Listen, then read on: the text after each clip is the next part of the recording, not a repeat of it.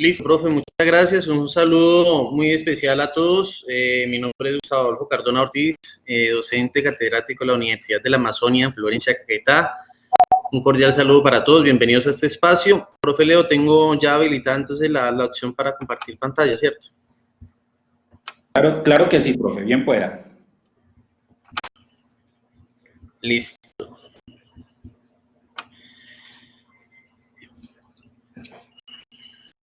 Bien, pues aparte de extenderles un saludo muy especial a todos, comentarles que desde la Universidad de la Amazonia venimos trabajando fuertemente en un programa de licenciatura en Educación Física, Deporte y Recreación desde el año 2015 y en este momento tendremos la participación directamente desde la red de universidades formadoras en recreación y ocio de Colombia. El tema que les he querido socializar hace parte de una investigación desarrollada en el año 2019 en la universidad que lleva como título las representaciones sociales de ocio y tiempo libre en relación con la percepción de salud en estudiantes universitarios, pero en este caso desde una nueva perspectiva, una nueva experiencia desde la emergencia social, sanitaria y ambiental a causa del COVID en Colombia.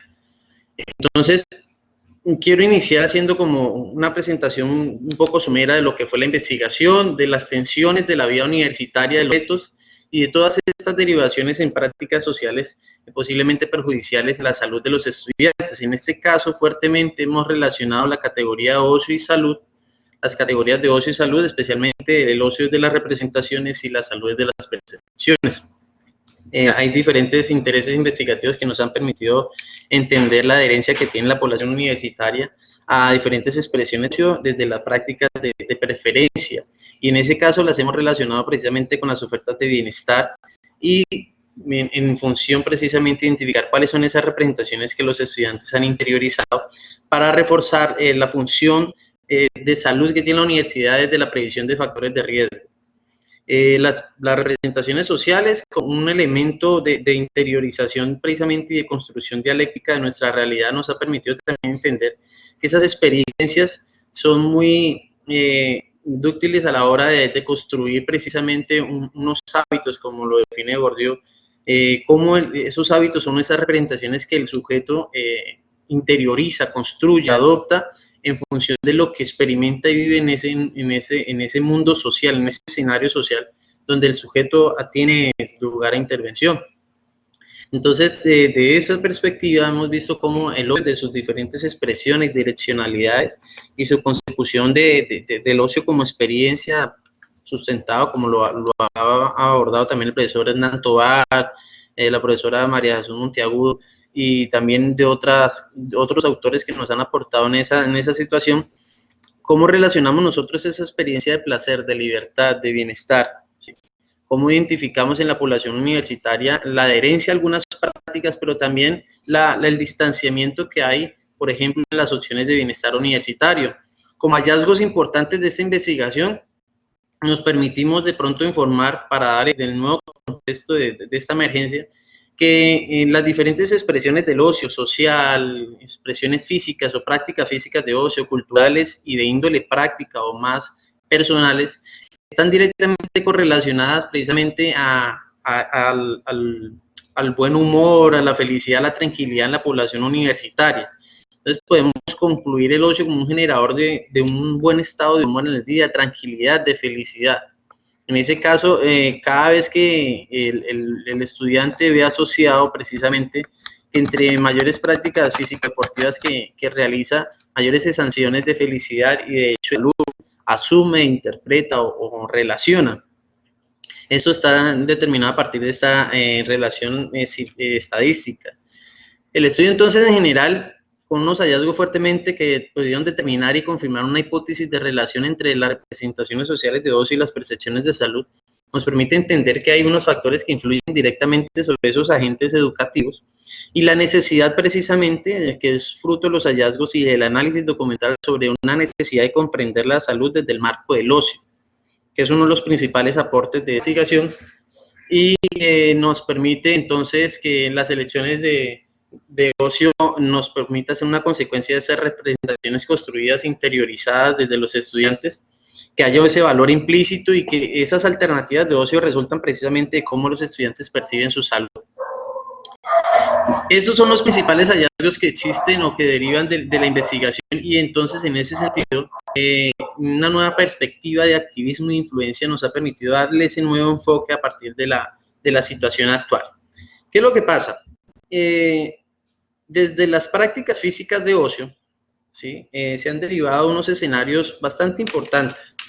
Si bien es cierto, hay una influencia directamente de las acciones que institucionalmente las universidades están liderando, hay que reconocer también que las personas están bajo una influencia permanente, una saturación de rutinas, de actividades que no tienen conexión, ¿sí? Y ahí es donde viene como la parte de esta reflexión, de esta crítica precisamente, porque se ha proliferado un activismo desde las prácticas físicas de ocio, un activismo indiscriminado. Y es algo que nos está preocupando precisamente, porque si bien es cierto, reconocemos que hay una relación directa sobre las prácticas físicas de ocio en la acción de la salud, en este caso estudiantes universitarios, esto va más allá, el trasfondo va más allá precisamente al reconocer que los estudiantes ahora en sus entornos familiares, en sus entornos, digamos, de compartir familiar, nos deja unas situaciones de análisis. Por ejemplo, actualmente se da una discusión sobre la pertinencia de los entrenadores, de los entrenadores personales y toda esa cuestión, por la saturación de rutinas, la saturación de actividades en casa, que vuelvo y digo, están inconexas, y que la persona aduce, nomás con dar clic en internet va a tener acceso. No quiero satanizar tampoco ni desmeritar la intermediación que hay entre lo que es la conectividad y la experiencia de las prácticas físicas de ocio, pero en ese sentido sí ya hay una tendencia hacia algo negativo. La gente quiere mantenerse activa. Posiblemente antes de esta situación de cuarentena no estuviera activa, ahora posiblemente quiera estar activa, pero la saturación de estas fuentes, de estos contenidos, trae un riesgo que es precisamente la consecución de un riesgo de las actividades de ocio, especialmente desde el enfoque de las prácticas físicas, que es el análisis que hemos encontrado desde los hallazgos de la investigación y desde lo que pasa actualmente. Entonces ahorita hay una tendencia precisamente a que cualquier persona, ¿sí?, desde su experiencia personal, algunos lo llamarán empirismo, no sé, pero cualquier persona sube contenidos a una red, cualquier persona crea una historia de vida a partir de esas prácticas físicas, y lo que hace es una influencia directa sobre las personas. En el caso de los estudiantes universitarios, hoy lo decían, ¿no? Cómo cada uno de estos agentes educativos no adopta para sí unas tendencias, sino que ahorita son unos agentes educativos dentro de sus núcleos familiares, y de hecho lo que permite entender es que hay una influencia directa sobre esos entornos. Es normal ahora encontrarse que los padres de familia, en el ánimo y en el sentido, digamos, de procurar un estado de salud ideal, ahorita, digamos, proliferan y, digamos, masifican en sus escenarios familiares la práctica física, pero sin una regulación. Acá estamos evidenciando un riesgo incluso de lesiones, un riesgo en la salud de esta población, que está siendo indirectamente ocasionado precisamente por la dirección de estas personas o por la interpretación que hacen las personas de las prácticas físicas de ocio. Si bien es cierto que necesitamos hacer una utilización adecuada del tiempo, hay unos riesgos que está generando la accesibilidad que tienen las herramientas a las plataformas, y que lo cual de cierta manera constituye lo que hemos querido compartir como crítica, es los riesgos de las prácticas de ocio, especialmente del marco de lo físico. Teníamos entonces claro desde la investigación, por ejemplo, Sánchez Forero nos permitían entender que la percepción de la salud de los estudiantes obedece también a aprendizajes personales, pero también institucionales.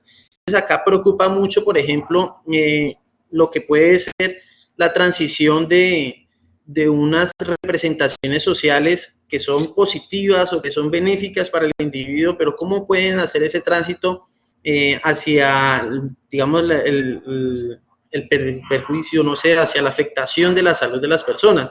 Un estudiante que ha interiorizado unas representaciones sociales porque son cambiantes de acuerdo a las experiencias que vive, pero que al no tener una regulación institucional, al no tener, digamos, apropiado como tal una concienciación personal, individual, porque las representaciones sociales hacen parte precisamente de ese escenario donde premia lo individual, pero también lo colectivo.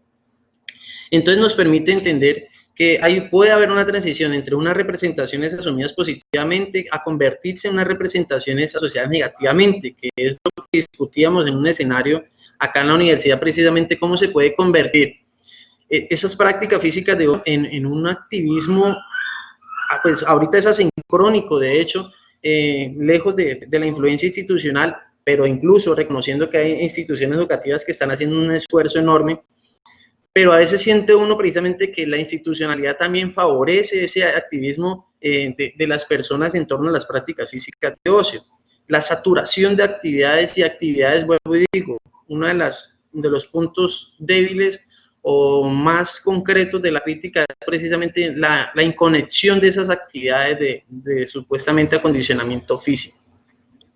Entonces, entra al análisis precisamente de lo que es la salud de las personas en esa cuarentena, especialmente evidenciada desde la parte física, pero con eco y con influencia en otros escenarios como la salud mental.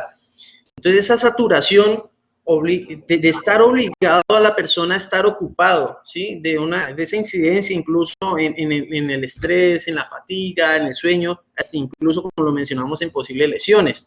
Entonces puede haber ese tránsito, esa transformación de represiones sociales que pueden terminar con un elemento saturante, ¿sí? respecto al ocio y especialmente desde la parte física. En la etapa de confinamiento, entonces, Monet y Codina decían algo muy interesante, que el ocio es polivalente porque tiene expresiones que pueden ser benéficas o perjudiciales, pero también es multiforme de acuerdo a cada época y en ese caso de cada fenómeno social. Tenemos una incomprensión del ocio desde el confinamiento. Si bien ya hay algunos profesores que en el día de hoy han adelantado un poquitico la cuestión de la influencia de estos agentes educativos y de todo lo que tiene que ver con la utilización del tiempo. Hoy, por ejemplo, había el señor en el chat, decía Jorge Matallana, desde ocupar el tiempo consideraría mejor el vivir plenamente.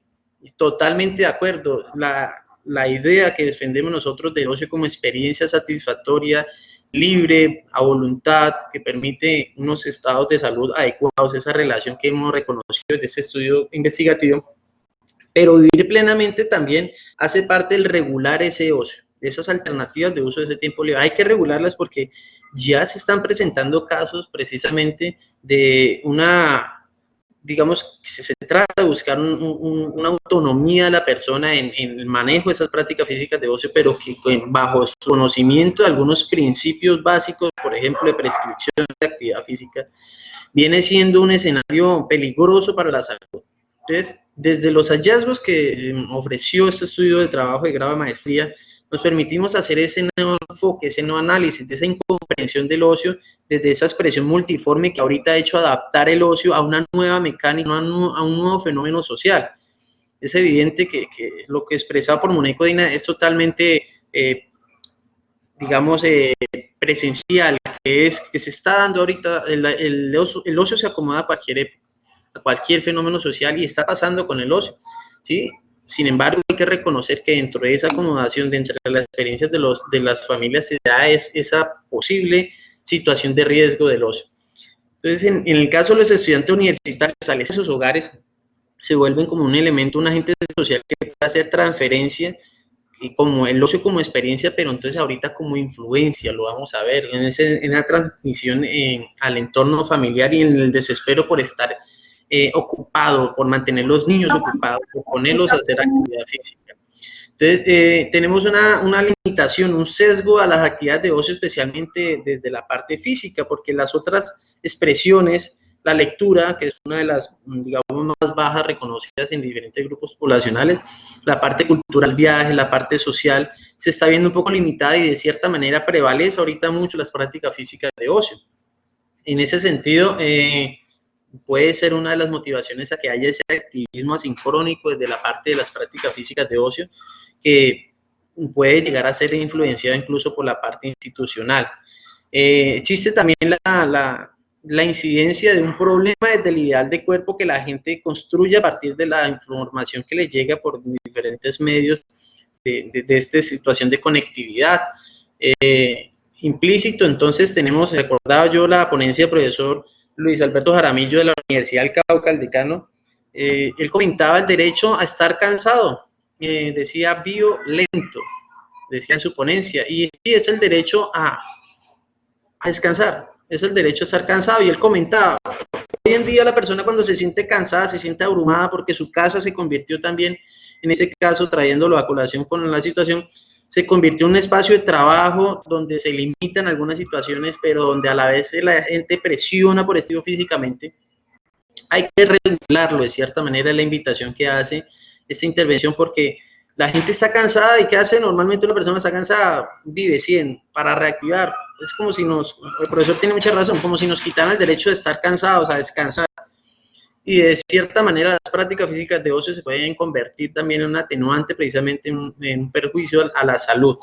En ese sentido, entonces, invitar a que no llevemos la velocidad de las redes sociales a nuestro hogar. Si bien es cierto que pueden traer un cierto beneficio, no hay que llevarle esa misma velocidad.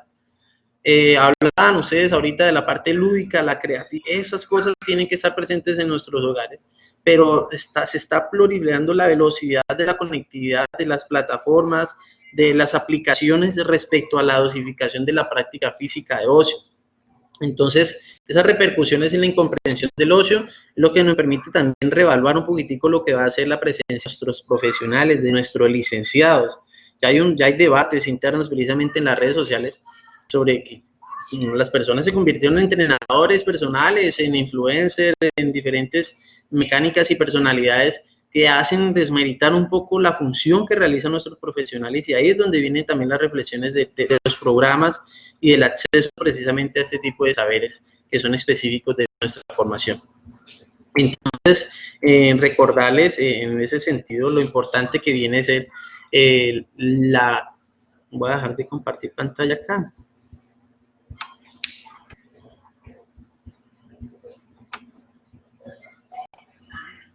Listo. El reconfigurar esos escenarios de las prácticas físicas de ocio, pero de manera controlada, regulada. Si bien es cierto, es un ejercicio de libertad, de voluntad, también es un ejercicio que necesita ser controlado, especialmente en grupos poblacionales especiales, que tiene que ver, por ejemplo, con nuestros niños, con el entorno familiar, incluso con nuestros adultos mayores. Entonces, por último, para cerrar, Russell decía, una ocupación para el tiempo, para el tiempo en horas de ocio, un completo antídoto contra la idea de que la vida no tiene sentido. Digamos, prevalente en este momento lo que está pasando con nuestra situación. Entonces, a modo de conclusión, recordar que vivir plenamente desde la mecánica, desde del ocio, también necesita un ejercicio de control y de regulación, especialmente de las prácticas físicas de ocio, lo que nos ha permitido, digamos, relacionar los hallazgos del trabajo de grado de maestría. Muchas gracias a ustedes, muy amable. Entonces, espero que haya sido de su agrado la intervención.